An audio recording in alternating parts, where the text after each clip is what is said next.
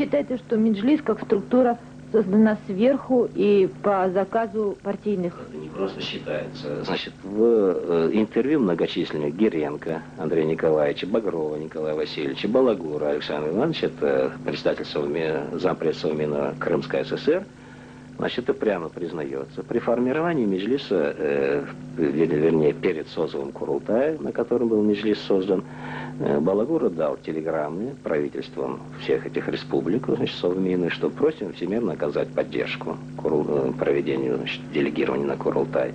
И мы знаем, как проводились это делегирование. Во-первых, все эти мнимые выборы, это в большей части не проводились.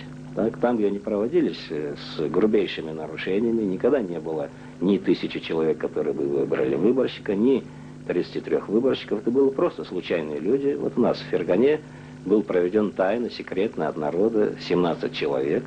Секретно они провели после того, как на широком собрании, посвященном Дню высылки в 90-м году, ясно и четко, значит, все участники собрания сказали, что в этой игре под госаппаратом мы участвовать не будем. Власти как раз-таки не хотели нам дать провести, и они дали уже, согласились на проведение Курултая, когда им стало ясно, что мы вот здесь начинаем разбивать огромный шатер, и там будем сами проводить.